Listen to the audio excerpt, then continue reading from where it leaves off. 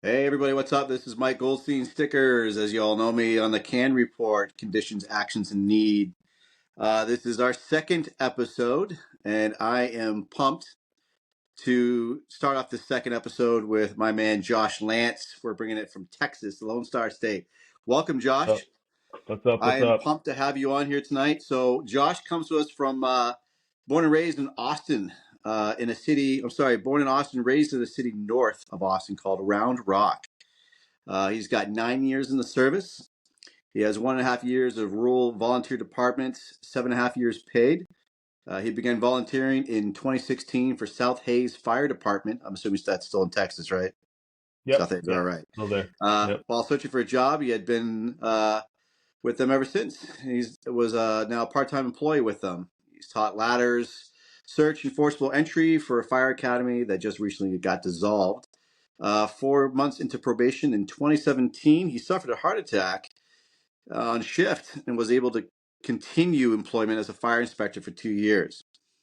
2020 transitioned back over to operations at Universal City Fire Department. Been there for 4 years. A part of the No Quit RIT cadre since 2022 and was a guest instructor for Dadgum RIT conference in 2024. He's attended Bears of the Oath in 2022 and First in Conference 2023 and Dadgum in 2023. My man loves those conferences. Texas has Yeah, got the conferences. So yeah. welcome, Josh. I appreciate you being on here. How are you? Good, man. Good. Awesome. Tuesday. Oh, man. So this is your first podcast. This Yeah, is my second episode. I am honored and blessed that you are on my podcast. First time for you being on something like this. So yeah, thank you, man. Josh. It means a Oh, lot. thank And you, Josh and dude. I got a I'm little bit of history. very We humbled. met back in Dadgum.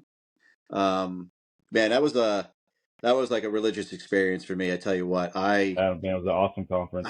I loved every single day of it. I loved every single minute of it. Man, you guys in Texas have got it going on. I wish we had Yeah, something like that up in New Hampshire, and that's honestly one of the reasons why I started this podcast. So was to show people what other places have got going on, and the conferences that I go to, all these different states.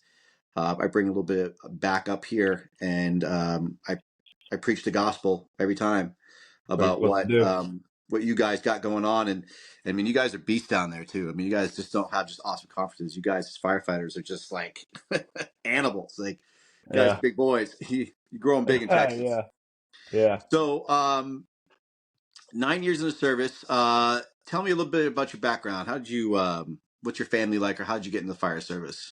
So, ironically, grew up, in Round Rock. I have a cousin-in-law that works for Round Rock Fire, and so when he started there, like back in want to say like 2012, 2013 timeframe, he basically told me, he's like, dude, you should be a firefighter. It's a great job, good benefits, awesome schedule, and stuff. And so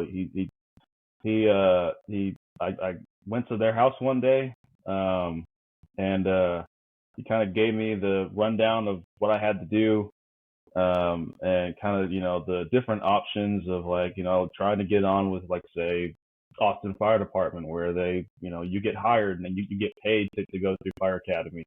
It's a lot harder to get into Austin. And so he basically told me, he's like, look, man, get your stuff now and then get a job. And then if that's your end goal, you can still keep trying until you get there. And so that was 2013, 14 time frame, I think. And my parents didn't really think I was serious. So, they weren't going to fork out, $3,000 or whatever for me to go to a fire academy that I'd have to go through every day for like 3 months and not work. I was probably 22, 23 at the time. Gotcha. How old are you now, man? I'm 35. Oh, nice. Okay. Yeah. And so, that just kind of still worked at a factory. I started working at this factory straight out of high school. So, and kind of did some college here and there. But yeah, I was a blue collar worker from the day I got out, and still doing it, obviously, just a different career. But yeah, fast forward, into 2014, 15 time frame. I'm living out in Elgin. I decided, I was like, you know what, dude, I want to see if I can volunteer. So I talked to the chief. He's like, yeah, just come in on whatever day. I think it was Mondays. They have their meetings, and come in, state your case, state why, and then more than likely they'll probably vote you in. And I was like, cool. So came in, did that, and um, I was, they called me like one of the biggest woo woos because I was there for every call. Yeah. Didn't matter what, I was gonna be there. Because I was like, this is awesome. Like, and I'm riding in a fire truck. I get to do this stuff. I'm getting paid like $10 a call, but hey, you know what? You're not You doing got to it for the start money, somewhere. right? No, no, because Yeah. yeah, because you're for that one, like you're not getting paid until like it was like I think it was quarterly. So at the end of each quarter, you get a check Yeah. for maybe $1,000, right? Yeah. Um, Back in the day, but like the department I used to be on, same thing. It was a call department, and back in the day, the guys would they get their pay at the end of the year. It'd be yeah, around Christmas time, but they would piss it all away. They'd yep, have a gambling night, right? And uh-huh, back in the day, they actually had strippers, nice. and they would drink a lot of beer, and they would. So they stopped doing it after a while once the guys started pissing all their money away on stupid crap, Yeah, and so then we got paid hourly. yeah, yeah. It was a lot of fun, man, because it's very rural, so I got to do a lot of grass fires, a lot of gnarly wrecks. Not so much structure fires, but I mean, I got exposed to a decent amount of stuff that helped me on further down the road, and it was like at that point, I was like, okay, cool, I want to do this. And Austin Fire has this like Citizens Fire Academy called the Pass the Torch. It's like an 8 week deal. Um, I did that, and I was like, yeah, this is it. Like I said, I was gonna go to school to be like a network administrator because I was good with computers, and Yep.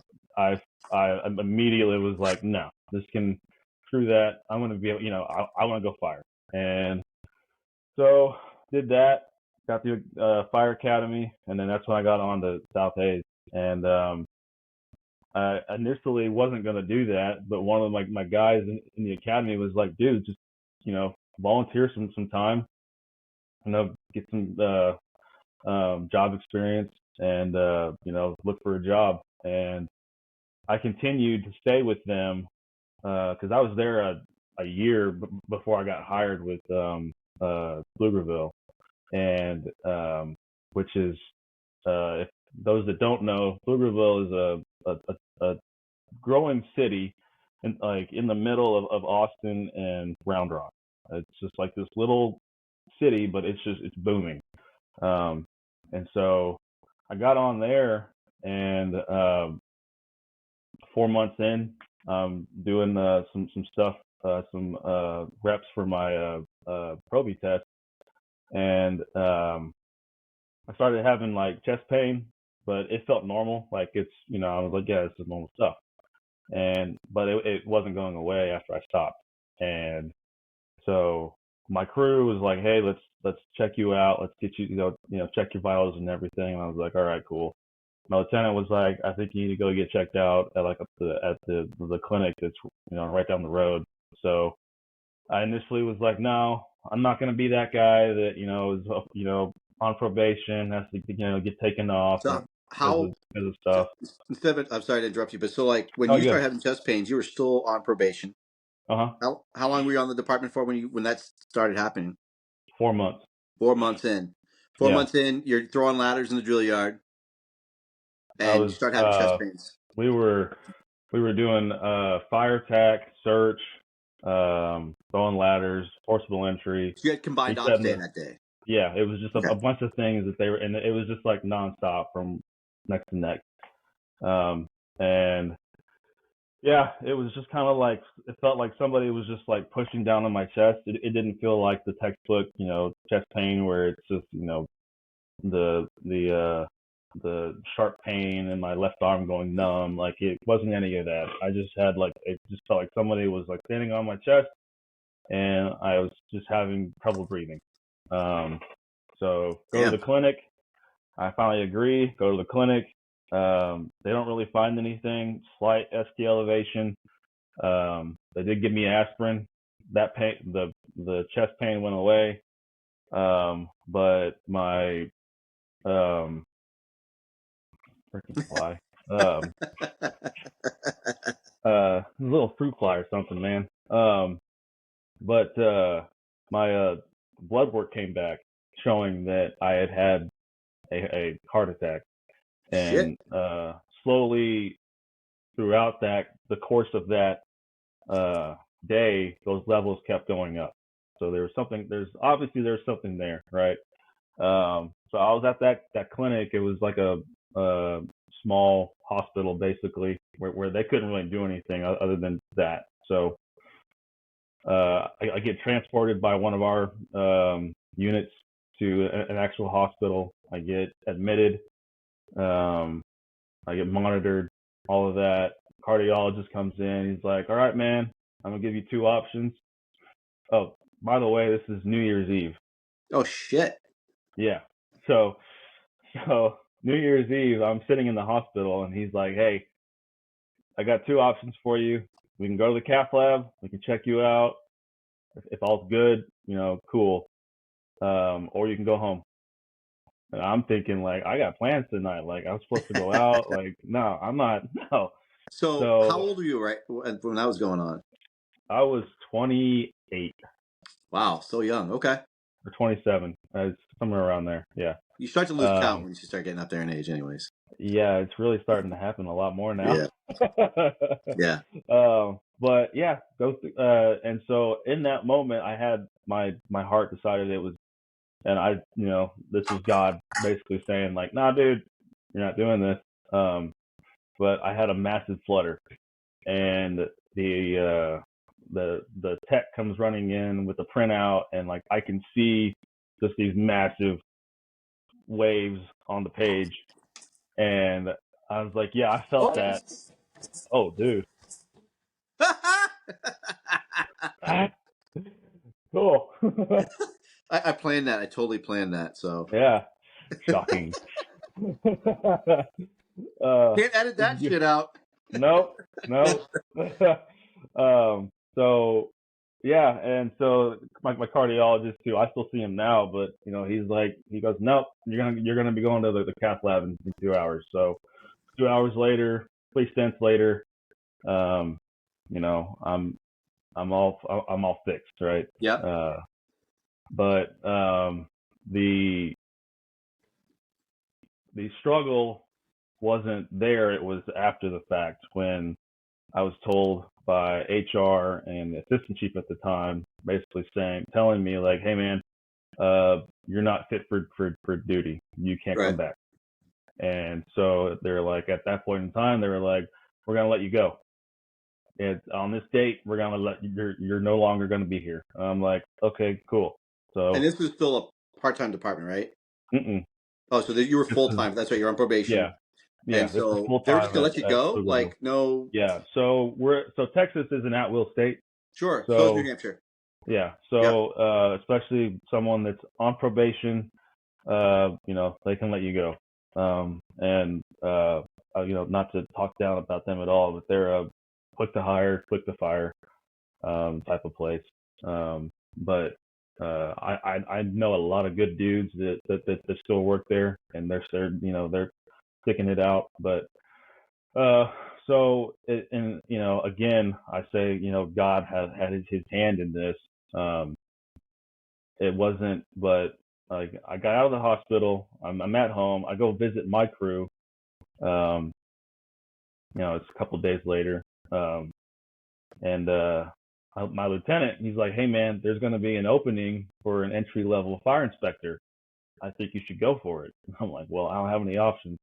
I don't have a degree. I don't really have anything else." So it's like, yeah, I'll go for it, because it's either that or go back to working at a factory for half the pay. Right. So I put in for it.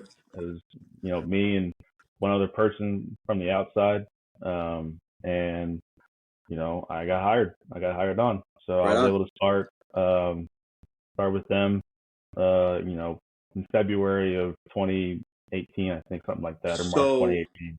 the department you were on when you had the heart attack, hmm they did let you go. They did, yeah. But And then they were then, able to. They brought me back. They brought me back as a civilian fire inspector. okay. Uh, yeah. So you were on there as a civilian fire inspector. Did you have any knowledge of being a fire inspector? Did you know anything about No. it? So one of the stipulations was for me to keep my job was that I had to get my state certification, the B1. Mm-hmm. So for the first like 6 7 months, um, while going out and doing um, fire inspections with my I call him my mentor. He's a good friend of mine still. He's taught me everything that I know. And So I was able to go out and see firsthand kind of what they do. Um, and It was he made it he made the job, which most people probably see as like boring, very fun, um, kind of intriguing, because it's a different side of Sure. the service that most people don't really think about. And so, honestly, for me, whenever I started to look into going back into, being a firefighter, I felt like it gave me a leg up, because it was like I know so much about certain, building systems and services, construction, Yeah, man. all the Yeah. things that we in fire academy, we kind of like, scratch the surface a little bit, but we don't go too in depth with it. So, I think that's so important. Well, I part of my history too is I got my fire inspector certifications, Inspector One, hmm Inspector Two. yeah, In my previous department, I took on the responsibility to be a fire prevention officer, and honestly, I really enjoyed it. It was something I wanted to do at one point. yeah, Like you nailed it. Like I think we take for granted what we do in the fire prevention world. You know, sometimes it's a bad word, right? Like we're prevention, we're taking jobs out of the hands of the firefighters, right? Like we want to get yeah, jobs. Here we are preventing the jobs, right? Preventing yeah, fires. But I mean, it's so much more to that. It's a big PR thing too. yeah, From my experience was that you are the face also of your fire department hmm because you are out there meeting clients. You're meeting the yep, people who have installed, their appliances, or you're doing fire prevention with the kids. You know, yeah, you're also teaching adults about fire behavior and fire knowledge, yeah, yeah, and I think it's super important to have good customer skills. There are customers, right? So hmm that's how I always took it as is that we got to treat our customers with respect, and that honestly it comes down to the fire inspectors because they're out in the field all the time, meeting with all yeah, those people and meeting with the community. And when you want things, yeah, you want a fire truck, you want new hose, you want a new hmm station, you want more manpower. Well, yeah, honestly, it comes to the person who's always going to be in their face, telling them a yes or a no on how they can have their system set up or what they can and cannot have. yeah, absolutely. And if they're jerks to them, or if they're not knowledgeable and they start spouting off codes that don't exist, or they're Yeah, shortcutting codes, right? Then yeah, yeah, when you want something, you say, "Well, no, Fire Inspector Lantz was such a prick to me. I'm not going to give you any of my money because you uh-huh, promote someone like that, or you have somebody in your field, and if he's like that, then the rest of your department's going to be like that." And yeah, that PR really pays off a lot. And from being around a bit, I've seen fire inspectors come and go, and you have really good, passionate ones that they don't treat it like a mundane, boring job. That right. fire inspecting is, being an inspector, being prevention is just as important, is just as exciting. I mean, when you get more advanced into it, when you're inspecting fires, you get to be a fire investigator, and I just you went know, through that class, actually. yeah, right. So Just those did that classes are class. pretty Yeah, cool. Right? You're still getting into yeah, fire, right? And yeah, as an inspector and an investigator, you're going into the burn area. You're still getting to see all the excitement. You get to be there. Probably sometimes you're there after the fact, so you don't get to fight yeah, anything. But yeah. at least you're still part of it, and the knowledge you have to get to be good at that, it's commendable because not everyone could absorb that much knowledge. It's like, No, I can yeah, only retain so much. That's why, like, yeah, to be a paramedic, I can't do it. I don't have the hmm brain power. I say it every day at work. Like, The medics that we have, I give them all the credit in the world because I can't do it because I know Yeah. I don't have enough brain power to do that. So Yep. you became the fire inspector. So you had to go to school for that. You got your certifications, right? So you Yep. did that for 2 years. And did you like it? Oh yeah, I loved it. I mean, it was because of how much Pflugerville was growing.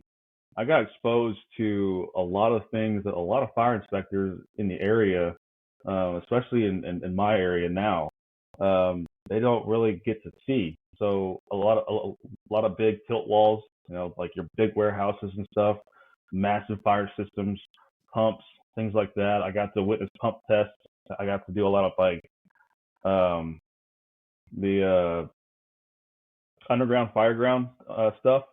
Yep. I've walked thousands and thousands of feet of just big ductile piping, and funny story. I was walking with a guy, and I missed my step and I fell into the trench. As I was walking, it was pretty funny. But Awkward. yeah, he's Now like, "Bro, you all right?" I'm are like, you "Yeah, dude, saying I'm good. I'm good." you're saying Pflugerville, right? Yeah. It's it's just funny. Has anyone ever asked Pfluger? Is that any relation? So Does he get that all the time? I don't I don't know if he does, but I still had a bunch of Pflugerville shirts, fire shirts, and so when he found out that I worked there, he was like, "Hey man, let me get one of them shirts, dude." And so I was like, "All right." So I brought him a Pflugerville shirt. Nice. Um, but yeah, I don't know if he has. I don't think he does. I could be wrong, but yeah, I don't think he has any I don't think he relation does either. I just to think it's the funny. You got Pfluger. Pfluger and Yeah, Pflugerville. yeah. I like it was very ironic. Yeah. When I met So, him, I was like, crazy. all right. So you did the inspector thing. You and Yeah. then so how did you get back into uh, to the line? So, um, I was initially promised that after a year, I could test out and then come back as a firefighter for Pflugerville. So, in that first year, I was getting back into shape, because uh, that the heart attack itself, like there was damage, but my heart's it's working fully now, but I definitely the um, felt the damage initially because simple tasks, simple things, I was getting winded because I was Sure. just it was good and it was nuts, and like I lost a good amount of weight too, and so for that first year I was just trying to get back into operational shape, and so I did, and then that year came up and they told me because of NFPA 1582,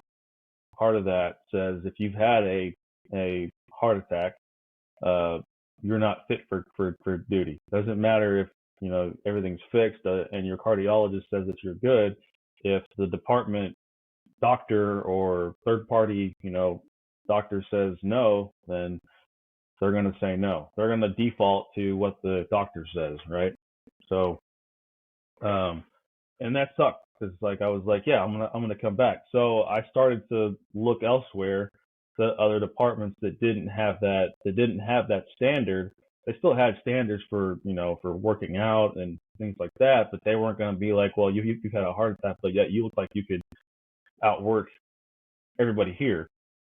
And so I got the opportunity at a couple places to test, and I got all the way to the point of getting a letter for hire, and then they went back on that and said no because of Hmm. this, da da da. Da. So um, one of the guys that I worked with at South Hayes, Jake, he worked for Universal City, and I saw that they were hiring, and I was like, you know what? Hey, can I get whoever's in charge of the process?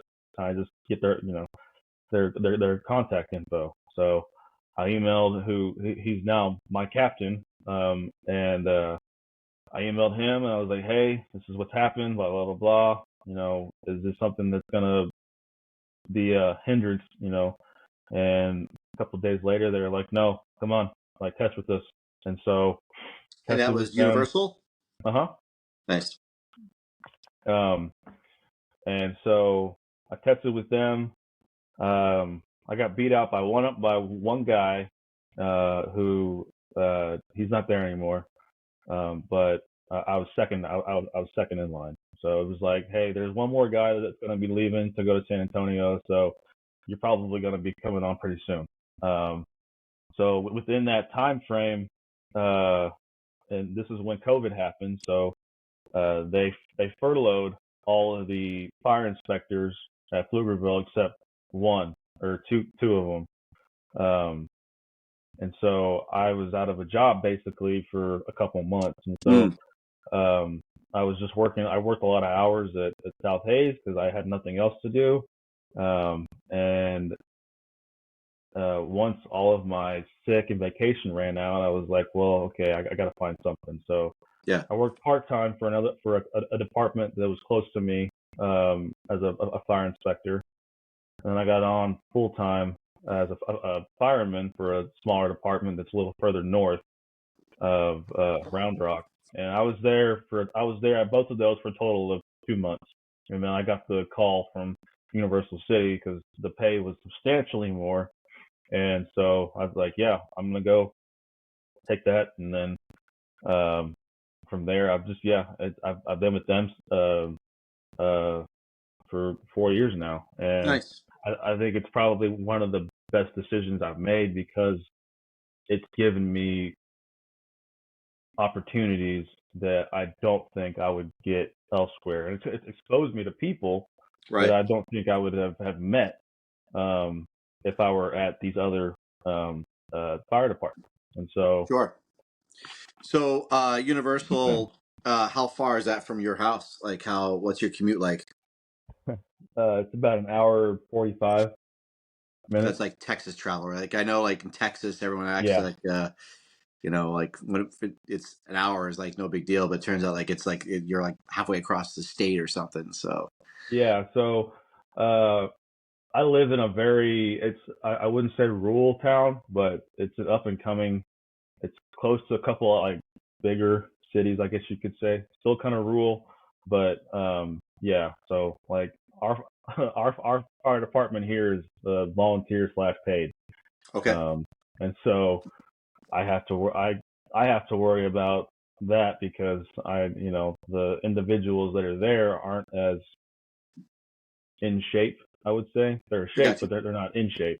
And so uh, I have a neighbor that's a fireman. He works for Georgetown, and I told him I was like, hey, I'm gonna start stockpiling hose and some nozzles. I have a hydrant across the street, so if anything happens, if one of these houses catch fire, we can probably get a pretty quick knock on it if we're home. Nice. We So, got out of service here, so let's go. nice. Take care of everything yourself, right? Yeah, If you got a problem, you can solve it. I love it. yeah, exactly. Now, do you guys work like a 4896 or Yeah, yeah, yeah, yep. 4096. Yeah. Outside of I've seen a lot of talk about the 2472, but I'd say outside of that, the 4896 schedule is probably one of the best schedules because I've done the 24 48 and it's just not enough time, Yeah, especially if man. you work at a busy house. So I currently work at 2472, and I gotta tell you, I love it. It's great. Yeah, You're pretty much working 2 days a week, and I mean it's pretty solid. yeah, So how did you meet up with some of the guys? So I see here you were a part of the No Quit RIT cadre. How did yeah. you meet up with them? So I have there's a couple guys that worked at my department. Zach Moore. You haven't met him, but you met Brandon Wilson. So he was at UC prior to going to Cibolo, and so the every year they would do an area wide RIT class. And at the time, I don't think it had a name yet. It was just a CISO RIT class, and it was ran by Tom. And that's where I got. That's where I got exposed to Tom, to Kevin, to Captain Everett, like all these dudes that are very prominent in the area. That's where I met them. And when I took the class, initially I was like, man, this sounds hard. It sounds scary. Like, like holy crap. And we start doing like, the day one where it's the soft toss, and then day two, it's just like hard, just like tons of hard work. And it was like going through all of those things. I was like, this is fun. Like I'm having a blast doing this. Nice. And so I had already been teaching at the fire academy at this point, and so there was a lot of things that I gained from that class, and I was like, okay, there's got to be some things that I got to change how I teach over here, but I didn't really get into the teaching side with them until the following year, where I was like, can I just like come and like be a victim or just help out? And Tom was like, yeah, absolutely, you can. And so it just so happened that on day two, one of the guys that was supposed to teach got called in for overtime. And so Brandon was like, hey man, you mind like helping teach? And I'm like, yeah, sure, I'd be happy to. And so I was able to kind of like get in that way. And then, at the end of the class, they did the whole like vote people in on who's going to be a part of the group. And so Tom pulled me aside and he was like, hey man, like, we like what you're doing.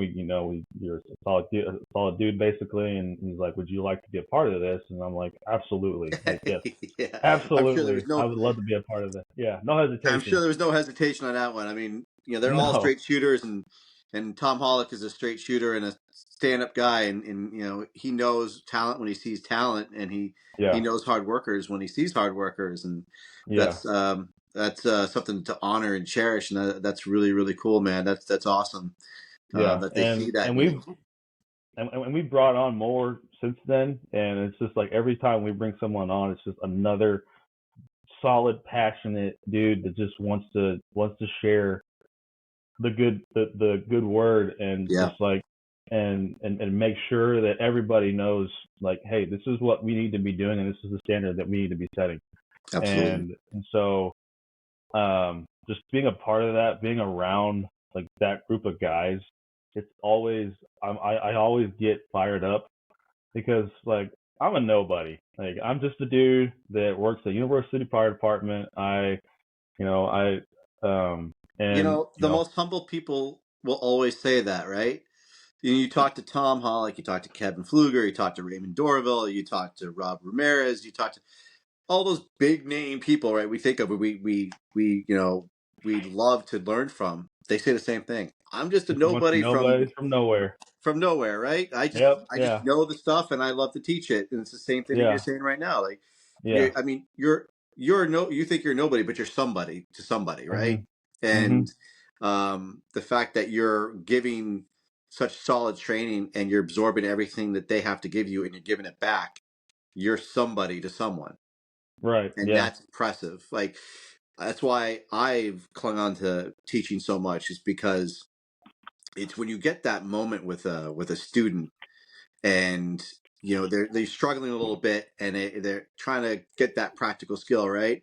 And you teach them, but you don't make them feel bad, you don't give them those training Right. scars, and Yeah. then when they have that aha moment, and you Yeah. or even not the aha, but like you're over there somewhere doing something else with a couple other students, and you just kind of glance over at the one dude that was struggling, and all of a sudden you Mhm. see him using the technique that you were taught, and now you taught Yeah. him that technique, and boom, he got it, and you're just like, Yep. oh shit, that's the Yeah. moment. Like That's you like have that to gets go you over that. there and like high five them and be like, bro, I told you, I knew you could do it. Like, yeah. And that's one of the things. And like, especially I've our department, we've had a lot of new people, like just an influx of new people that come in, people leave.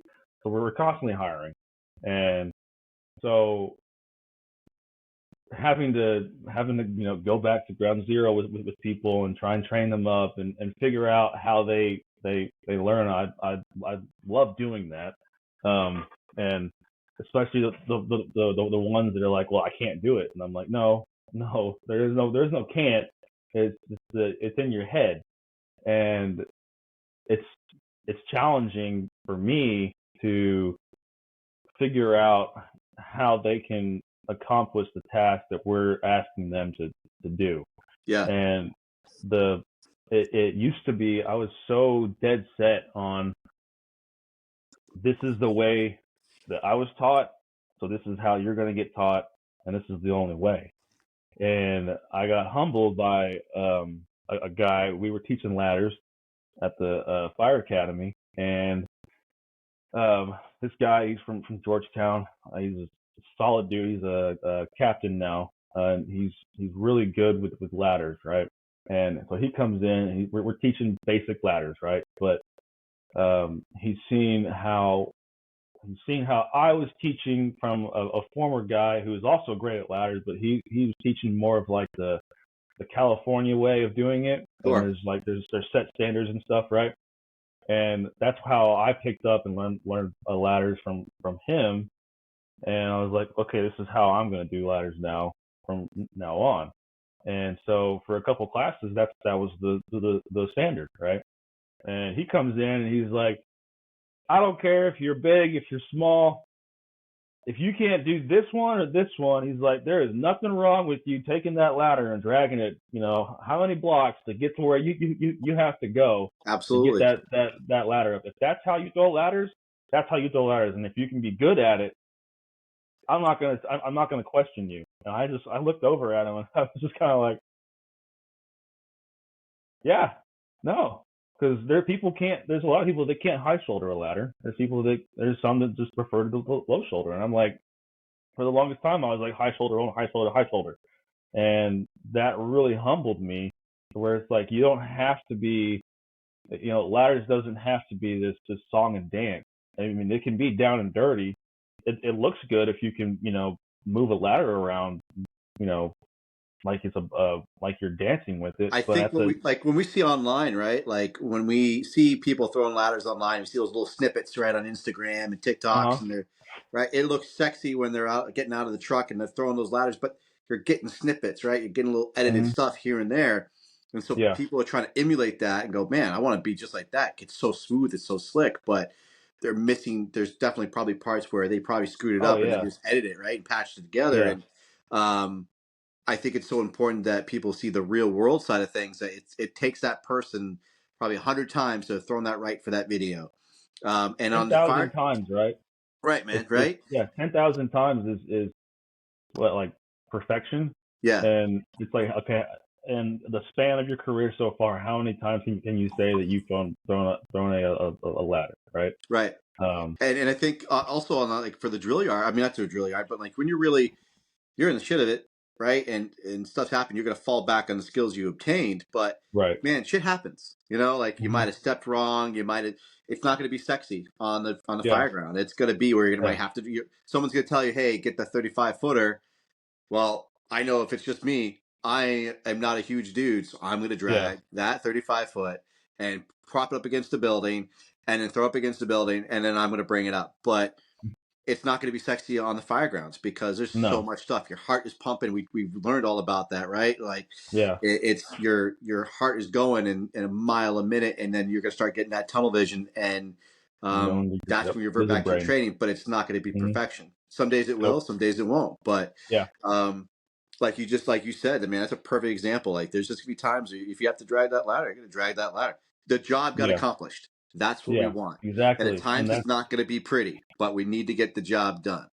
I yeah. love it. So when you went to Bears of the, I'm sorry, when you went to No Quit, that was your first conference, or Uh, that was the one they made you go to, right? Like you had to. That was yeah. part of Yeah. That training. was the one that they made me go to. My first actual conference to ever go to was FDIC, like the big show. Yeah. That was my first ever one to actually go to outside training where I actually got to like get trained by a bunch of guys from like back east and stuff, which was pretty cool. Um, it was How did you different like because FDIC? I liked the atmosphere, but some of the training, and I figured this out. A lot of the classes, unless it's like a specialty class, a lot of the classes are meant for your volunteer fire departments. It's a lot of basic fire stuff, and I'm definitely okay with doing the basics, but a lot of it was like forcible entry. The harder part of that forcible entry was they put you in a tent and they smoked it out, and then now you had to do it, basically blind. That was cool. Hmm. And then like I went to a rural firefighting class where I thought it was gonna be some like cool ass shit, and then it just turned out to be like, hey, this is a Minuteman. This is how modular the Minuteman is. That was my first exposure to it. I've been AAA for a long time, and then found out how awesome the Minuteman was, and I was like, okay, Yeah. we got to change this up somehow. Yeah, man. Uh, and I did learn that hey, you can knock out a pretty decent amount of fire with a 2.5 gallon water can. I was like, this is kind of cool. And it was kind of like those. The scenario was it's like you're on a 2-man rescue company, and you show up to a fire first, and that you have victims. Here's what you can do. You can go in, knock the fire down a little bit, find your victims, get them out, and then hopefully at that point, engine company's there. They can. Was that Eric Wheaton's class? Oh man, Sounds like it would be that Eric was Wheaton's class. 2019. So I don't remember who the Because instructors were. he teaches the C.A.N ops. Really? So Okay. that's probably Eric Wheaton. He's the man. He's the man when it comes to teaching about Yeah, how to knock and fire like down with I C.A.N. love like having the opportunity to use a can on a fire as much as I love stretching the line and going in and doing all of that. But if you can knock it down with a 2.5 gallons of water and soap, come on, like Right. what's wrong with that? Yeah. But Water yeah, makes everything better, right? exactly. So Bears was my first conference with Universal City outside of just like the RIT class, and it was kind of like a last minute deal. A bunch of the guys on the RIT our chat, Brandon and a couple of them were like, "Hey, is anybody going to this?" And I'm like, I started looking it up, and I was like, "This looks dope." And then I found out that Brandon was going, and I think Zach was supposed to go, but then he broke his collarbone. Shoot. So they're like, "Hey, do you want to go?" And I'm like, "Absolutely, I'll go to this." So, we drive 14 hours there, um, Is this all out and of pocket, or did your department pay for it? the department paid for it. Nice. Our department's pretty good about paying for stuff. As of late, they've been kind of stingy a little bit because we're buying we're buying 2 new trucks, and I haven't been as um, tempted to ask to go to conferences. Plus, we have a lot of new people, Sure. and I'm trying to push them to be like, hey, this would be a good one to go to. Go to it. This would be a good one to go to. Go to it. There's a lot Nice. of good names that are going to it. I don't want to be the guy that's like going to all these conferences and everybody else is like, missing out. And since you know, we're a small department, it's hard for us to staff if we don't have enough staffing, kind of thing. Sure. And so I really want to go to the Bears one in February. I'm going to try and make that one as best I can.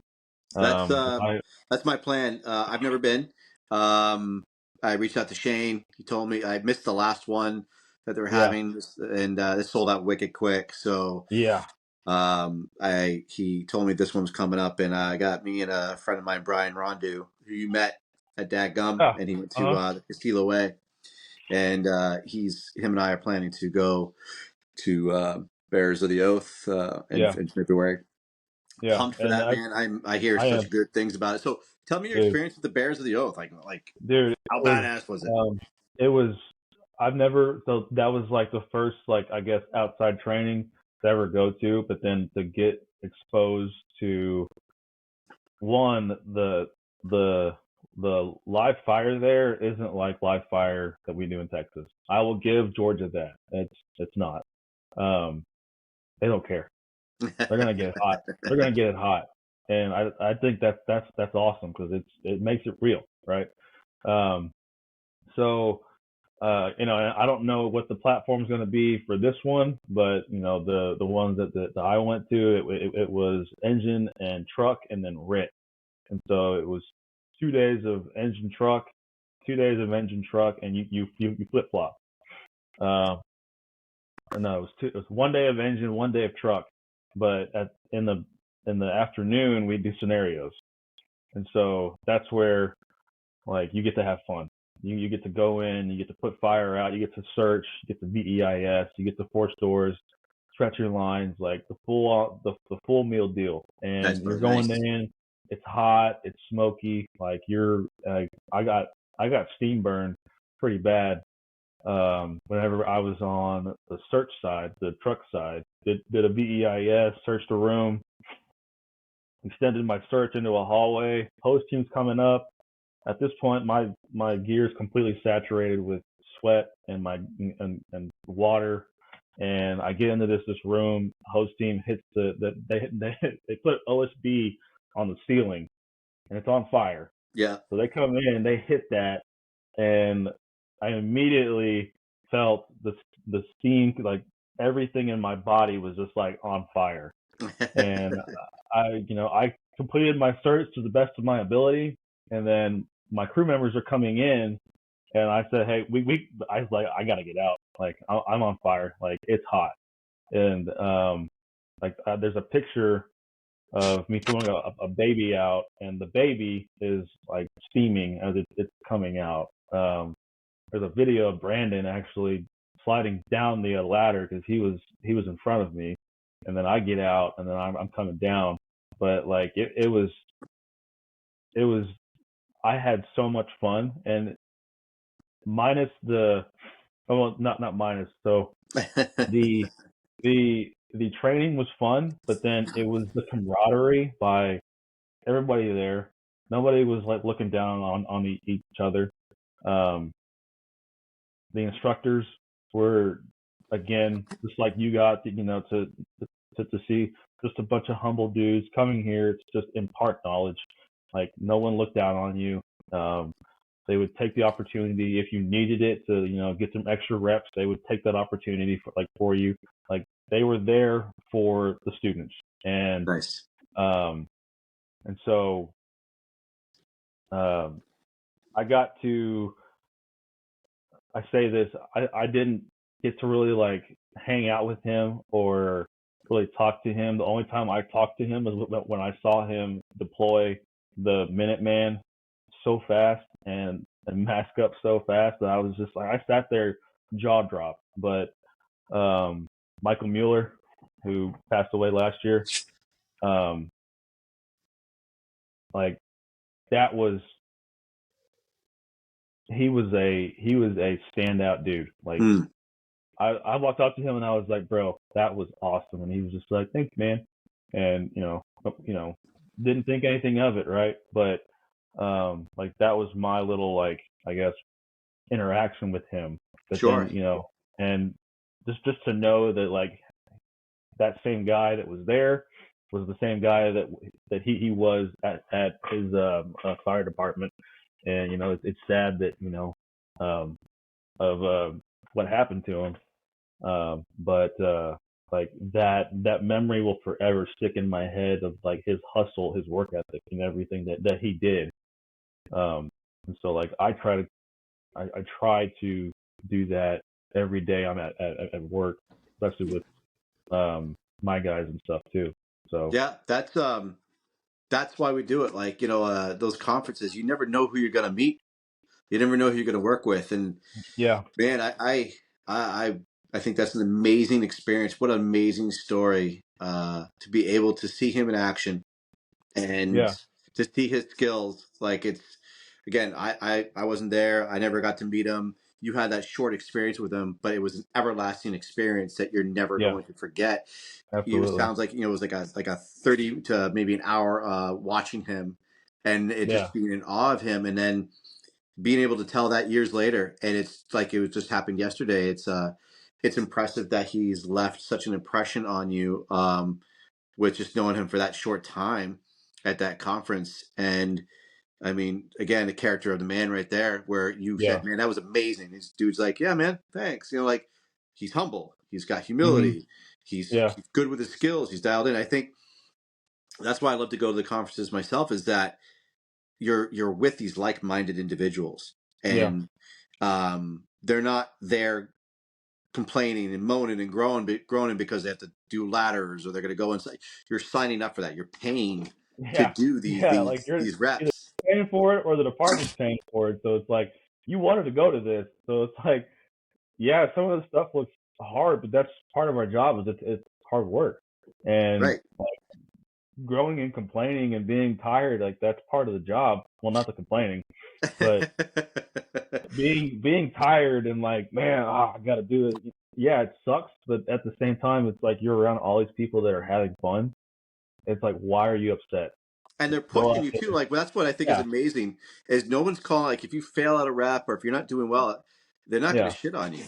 And I think that's what's yeah, so impressive about it. Like Dak Gum, again, what was such a great experience was I'm looking around when I was there. I'm like, man, these are some big friggin' dudes. Like, I mean, Eric Lantz, right? Like, I mean, that dude's jack. When I first met Eric, I was like, man, this guy is so intimidating. He yeah, doesn't smile. His arms are fucking yeah. ripped, and That's just I'm his like, resting he's bitch a hard face. charger, sure. And Yeah, Noah Katz, like that dude didn't smile at all. He was just like yeah, dialed in. But yeah, to work with such amazing people at those trainings and the camaraderie and the skills that you're getting taught, but then get to put them to work. And man, after every day for dadgum, me and Brian, when we get back to our hotel, our bodies were so sore.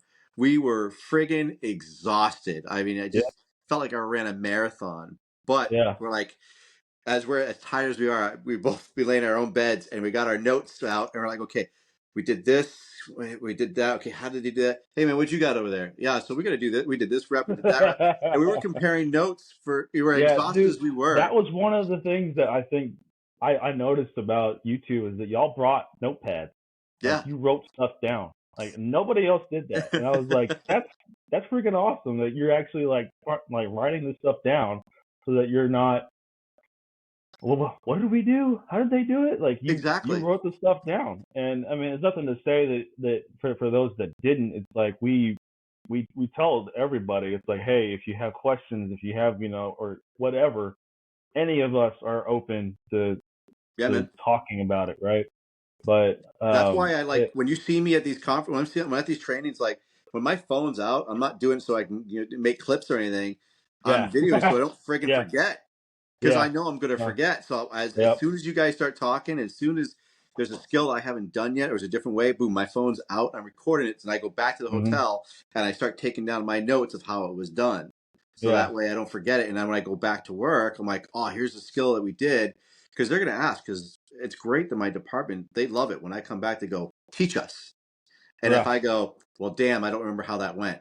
That's why I'm yeah, constantly jotting down those notes or taking those videos so I can yeah. remember it and write down how it was done. And I mean, my notebook's filled with step by step, but man, That's we were awesome. loving every minute of it. We were taking down those notes and, like with Dadgum, like the last evolution, we were teamed up with these two young bucks. I can't remember if they were on Universal. They were brand new. They were only like months in. Um, but they were scared. Like they were afraid to mess up. They were so Yeah, afraid that they're going to screw something up. And yeah, when they were teamed up with Brian and I, and they found out how long we've been doing the job for, they're like, oh man, we're going to screw up. We're so sorry. I'm like, dude, I can guarantee you I think I know who 100%. you're talking about. Yeah, I'm gonna fuck up. I know I am, and it's gonna be okay because that's what we're here Yeah, for. I yep, want to make these mistakes here. I don't want them to do them in real life. And when we yeah, did that scenario, and it was a combined ops drill, and we got to find the victim. Well, one of the boys he bailed out the window with somebody else, so we didn't have par. uh And then huh, Brian was the officer, and I'm like, dude, we lost our guy. We now have a mayday. We have a member that's unaccounted for, and we yeah. went through and then like we called the mayday and everything, and finally found the I kid. can't He's like, remember "Oh this. Yeah, man, I screwed up. I'm so sorry. I ruined it." I'm like, you ruined nothing, dude. That was like this is what actually happens in life. We lose mhm, a member, or we can't find her. Like, what are you supposed to do? You yeah, call your mayday. You let command know. Like, yep, that's why we do these trainings. They didn't yeah, set us up to fail. nope, Something happened, you got caught up with all these other people inside the building and they mhm, told you to leave and you did that. But the yeah, fact of that we learned from it, you now know not to do that again yep, from that yeah, experience. no, And we didn't absolutely. yell. right. We didn't belittle him. We didn't shame Uh-huh. him. He taught us a lesson. We taught him a lesson. Man, we walked away smiling. It was a great day. And Yeah. that's what keeps me going back to these trainings and meeting people like you, and meeting all these other great people that, when we go to these conferences, they're dialed in. They want to get those skills. They want to maybe make those mistakes because that's what they're going to remember when they go back to their regular life and go, all right, I did this drill, man. We were going crazy or running around the building, and I fumbled with this or I fumbled with that or I could have masked up better. Now I'm going to bring Yeah. it back, and I'm going to get those reps in. And Yeah. Josh showed me another way to do this, and I loved it. So I'm going to Hmm. continue to teach that or do Yeah. it myself. Absolutely. Absolutely. Yeah. Love it. Yeah. So go ahead. Go ahead. No, go ahead. So you Go went to ahead. also First in Fire conference in Uh-huh. 2023. How was Yeah. that? Because I went to this Um, last one. I was, it was, it was, it was fun. I would say I wish I would have taken Rob's class. Um, but for us, for our group, we got exposed to a different, I guess, a different hose load that I think it was Baltimore uses. And obviously, it's not something that we as like down here in Texas would really use because they have a lot of row housing and there's there's there's methods and reasoning why that they use that kind of tactic. But it was it was fun to kind of also use the fast board that is All kind of right. Yep. starting to kind of come into the fire service as well, and kind of seeing how you can utilize it in a lot of situations, even for like a down fireman situation, which is what it's basically made for. How easy it is to move them up and down stairs instead of like having to pick them up and move them down the stairs like we've taught you guys how to do it. I mean, it's but um, as far as the lectures go, the lectures were really good. I enjoyed those. And then the hands-on day that we had, it was fun. It was just it was fun to just to be there and do that, get the sets and the reps. Um, but if I had the opportunity to take a different class when I was there, I probably would have taken Rob's class because I feel like I would have gotten a lot more out of it. Sure. It's I nothing I to enjoyed say. his class. Yeah. I when I was that's the dadgum there for the RIT, that was Rob's class was badass. That was good stuff. Yeah. Um, Yeah.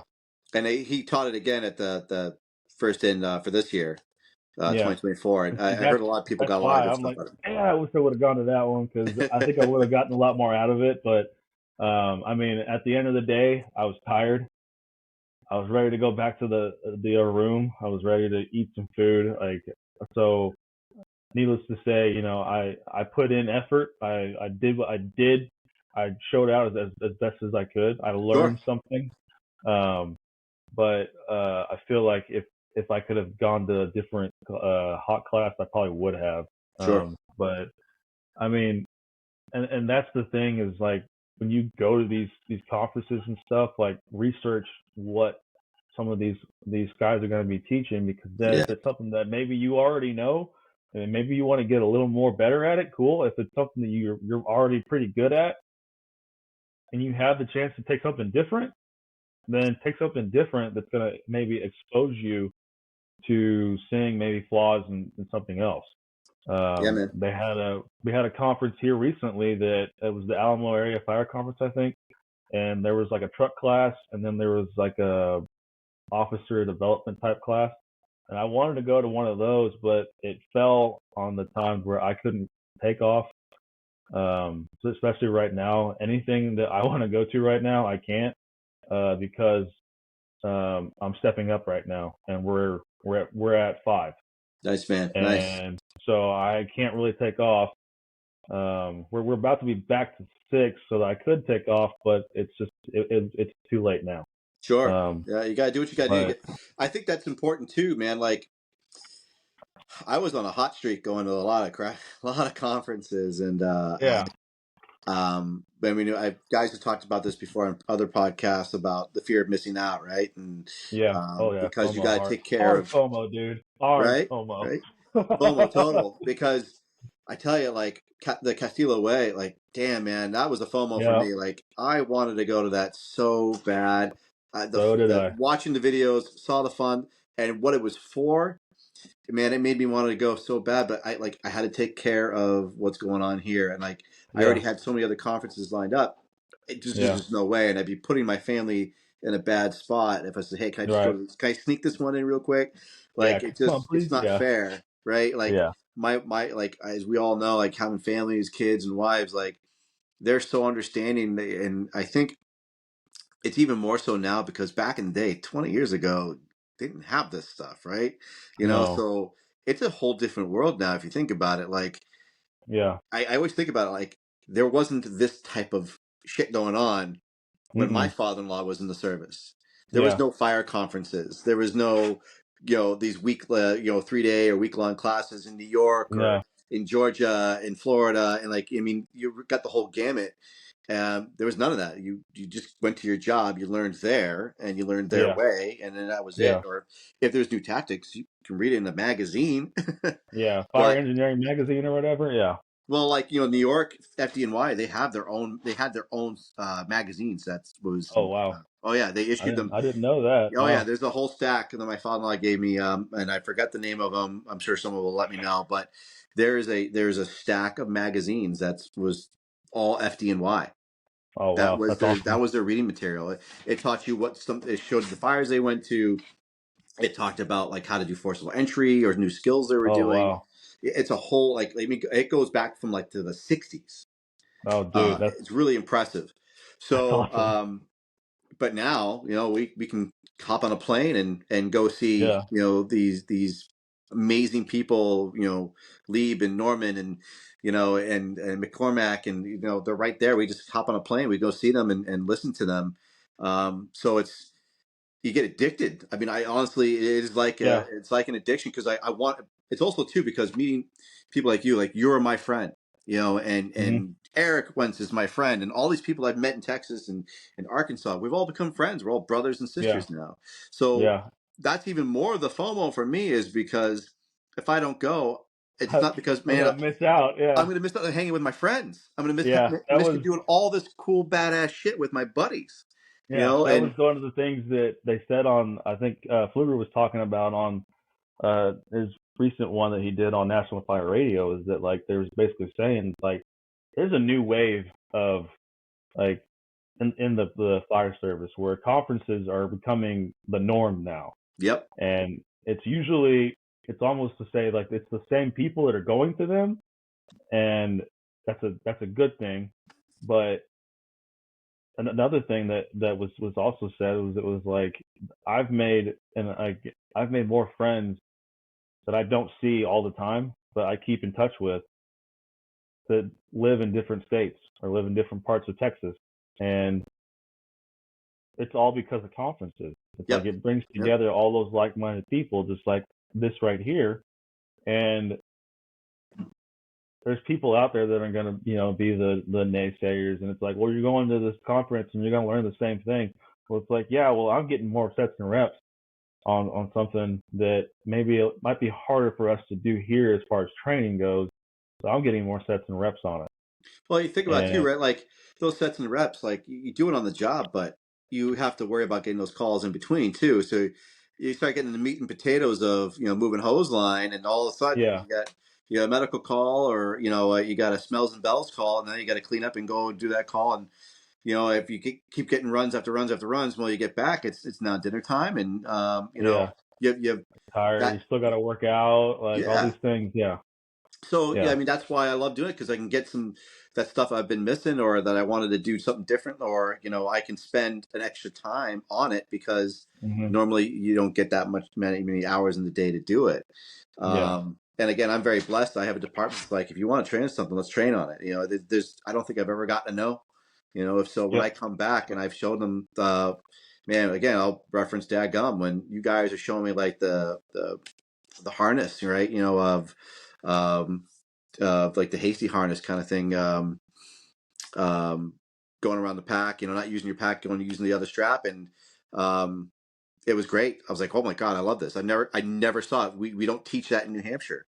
New Yeah. Hampshire is really different. We're strict on our skills as we teach in the academy, It's as the same opposed in to Texas. Texas is always fluid. Honestly, I feel like that's why when I come back, I'm like, oh my god, I need to show them this. I need to teach them this because we don't talk about it. Yeah. And when I try showing it, sometimes you do get those naysayers, and because Hmm. they're stuck in their ways. And honestly, when we teach at the academy, up here, it's very strict. It's very textbook. It's very curriculum based because you have to check those boxes for Yeah. them to pass. And that's another tangent I can go off of about how Oh we don't yeah. teach them for life skills. We teach them for textbook skills. And Hmm. those textbook skills, honestly, is not enough. And so that's when I go to these conferences and get to learn outside the box. And I bring it back and I get some extra hands on moments with some of the students and I'll show them some extra cool stuff. And Yep. man, they eat it up every time I show them Oh something yeah. new. They just start glowing. Like this is what they want. So I preach the conferences to them. I go wherever I can when I'm teaching or talking to new people in my state. I'm like, you got to go to this conference. You got to go to that conference. Well, they're like, how Yep. do I find out about it? I'm like, well, you got to go to this Yeah. page, that page, that page. It's Yep. all over the place, man. You're gonna find it. Yep. Trust me. Gotta find it. Yeah. Yeah. So That was the thing too that I would tell the cadets is just like, look, man, we're paid to teach you the book. And I'm going to show you what the state wants you to do, but then I'm also going to show you what we as firemen want to see once you get on the job. And 100%. obviously, what we're teaching you now, you're probably not going to retain it, but then you might get onto a job somewhere, and you're going through that skill, and you're doing it, and you're throwing this ladder, and you're throwing it effortlessly. And me as a senior guy, if I see my new guy who's I don't know his skill level, that I see that he can take a 24 and throw it up without me having to really give him any guidance. All right, let's make you better at it now. Like let's Right. get more fluid and better at it. But Yep. if I have to, if I have to bring it down a little bit, totally fine because it's like I get to throw ladders some more. I get to talk about ladders more. I get to impart knowledge more. What So do you what do you like most? What do you like to teach the most? Do you like to teach ladders the most, or do you like? I started off really having a passion for ladders, and it was because I was doing it at the academy, and it was because I was taught by a dude, Sean Durham. He's over in California now, but when I say it looked like a waltz, it looked like a waltz. He was throwing these things, and it was looking so effortless. And I was just like, and I got called in because someone else had to leave, so I got called in to do this, and he's showing them this stuff, and then I'm having to show them the same stuff, and I'm like, I haven't done this. So to try to not look like an idiot in front of all these cadets, I'm like, okay, all right, I got to master this pretty quick. But then when I figured out how easy it was, I was like, this is for me, this is the way. And and so yeah, I became very passionate about it, and then I started to teach it at South Hayes, and then at Universal City every chance I would get, and it just kind of became like, hey, Lantz is really good with the ladders, like hey, like go with him on that, and then going through the RIC class, it made me more it made me fall in love with search. And it Nice. was really actually going to Bears and learning some of the stuff that I learned from Bears and then bringing it back. I was like, hey, pardon my French, but fuck what the book tells you. Like this is so much easier. And then it's like this is why it's easier, not just like this is easier because it is. Like this is Exactly. why it's easier. And I always told the cadets, I was like, know your why. Know your why in everything that you do. Don't just because I told you to do it, don't just do it. Don't be a zombie. I want you to be a thinking fireman from here on out. And whether that stuck with them or not, I don't know. But I would always tell them, look, know your why, understand what you're doing, not just do it because you're told to do it. Because at that point, you're just a yes man, and you're just doing it because I told you to do it. I could tell you to jump off a bridge, and you'd probably do it. Then I'm going to critique you on how you jumped off the bridge, though, because you didn't ask why. um, but Man, you nailed it. That's you're 100%, man. I yeah. love it. I preach that all the time, and I love that you have that same mindset. That's 100% accurate. I think you've really called out a lot of ways that we were trying to change that mindset of people. You know, stop being those zombies, man. Hmm. 100%. So, do you have anything else lined up? I know you said you kind of got stuff going on, so you can't go anywhere. But is there anything else lined up that you're going to go anywhere or teach anything or? Man, Um, as of right now, the only like I think teaching deal that I have going on is the area RIT class that's coming up. I think probably April time frame. I and like to put it lightly, I I had no clue that I was going to even be a part of Dadgum 24. I had told Fluger, I was like, hey man, I'd like to help out wherever I can, and that was it. I didn't know that like it was a last minute deal. He was he popped it up on the Dadgum page or whatever that hey instructor Josh Lantz and I was like what? I texted him and he was like yeah hey they're gonna be helping out teaching and I was like badass tight. Um, but you know, again, I would like to help out at Dagum. I would love to attend the course, but I know how heavy the backside of of conferences are, and it's like yeah. if I can help out in some way to make it to where everything is fluid, I'd be happier to do that and then allow some of my newer guys that don't have much conference exposure and or experience to go to something like this because then they can get exposed to it. They can ignite that fire within them to look at outside conferences and go to stuff like that. Honestly, I feel the same way. I want to learn more about the inner workings of that because I want to bring something like that up to New Hampshire. Yeah. And that's again one of my platforms. That's why I love talking about New Hampshire, what we're doing, and that's why I go to these conferences is to learn how to get how these work and how they can be so successful, and we can bring that up north and get something that people love so much, like you're talking about. So to get behind the scenes of the inner workings, and when I was at Dadgum, I brought some of what he did up to New Hampshire for the Explorer Academy, and some of Mhm. the way he ran the circuit, it helped a lot for us to run a lot smoother. So to get more behind the scenes of how it's working to me is so beneficial.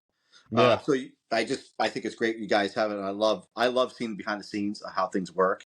I'm the why guy. I do, like you just said, you got to know your Yeah. why. I love to know Mhm. the why of how these things work. How do they run so efficiently? And you do see things here and there, like that gets pretty frustrating, and you Yeah. can see some of the issues that come up, but Yeah. you guys Yeah. do a That's great part of it, job, though. Yeah. huh? That's just part of it. That is You part of know. it. Like it's a Yeah. labor of love. So Yeah. But we're starting to I wind. think the next conference I'm gonna try to attend is gonna probably be the Bears conference. I'm gonna really push to try and make that. If I have to pay out of pocket, I'll just pay out of pocket. But Yeah, I really want to go to that because just the lineup itself of just day one is worth it. yeah, So yeah. I've been watching their lineups, man. It's looking tight. I'm definitely excited to go. I can't wait, man. I'm really looking forward to something like that. I hear such yeah. good things about it, and I really want to go. So I have a question for you. So, what was the biggest thing that you learned, or what was the biggest takeaway after your heart attack? Was it like something like advice you could give to others that like gave you was it either it was an awakening or a realization that came to you about life, as especially even such a young age, you're 28 years Yeah. old when that happened. This will be our kind of our wind up question: is what can you inspired you to continue to go, and what could you give to others for that? So it probably took me about a week. I actually started a blog and I kind of let it go to the wayside, but I had written up some stuff. But one of the biggest takeaways was is that I'm not in control of my life, right? And I'm not Superman. I'm not Iron Man. At that time, 27 years old, you think you can conquer the world and do Yeah, whatever, and that's not going to happen to you. It's gonna, if it does happen, it's going to be when you're 40. I'm creeping on 40. But it was a humbling moment for me because I was that guy that thought that I could do whatever. I could do whatever I want. I could especially eat whatever I want. Um, and that's a whole other story there. But and I think if you're pet and what I took away from it too is that I was passionate enough to continue in some avenue of the fire service. Um, I wanted to still stay in, so I was still able to be a volunteer at South Hayes. I was just a driver, so I was only allowed to drive, couldn't fight fire, nothing. But um, I set out on this goal, this career path to become a fireman, a career fireman, and I wasn't going to let a heart attack, a very a mishap, you could say.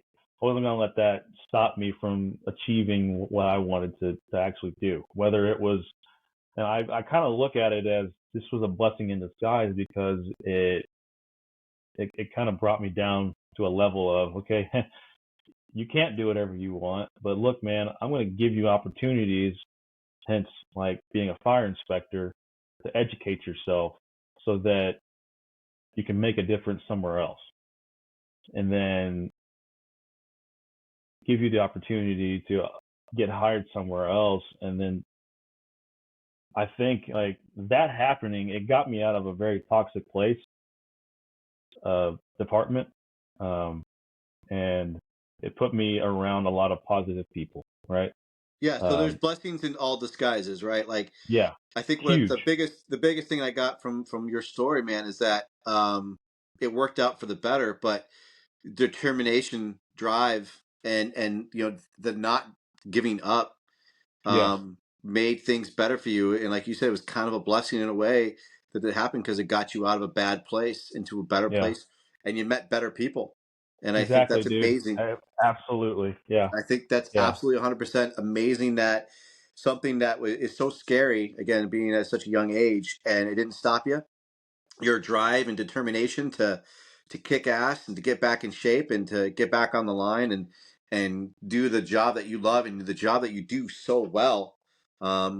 I think that's why for you the and I most again part. clicked, is that I saw Yeah, your skills, and man, you again, everyone that I met, is so humble about the skills and the way you treat people. And I think having such a scary situation like that, I'm sure, is pretty humbling and makes you realize, like, you got to treat people good and don't give up on your dreams. And I mean, man, you did that, and it's a yeah, pleasure to know you and talk to you and hear that story. Like, absolutely, man. I think Absolutely. it's amazing how you can't overcame that. I mean, I think other people probably would have given up and be like, well, can't do the job anymore, and I'll Yeah, go, like you said, I'll go fall back on my other job and with electronics, or doing admin or computer stuff. And yeah. instead, you kicked butt, you got back in the gym, and you came out on the other side a whole lot better person. I appreciate you Hmm. for that, man. I think that's Yeah, awesome. man. Thank you. Thank you. Thank you. So I appreciate your time, Josh.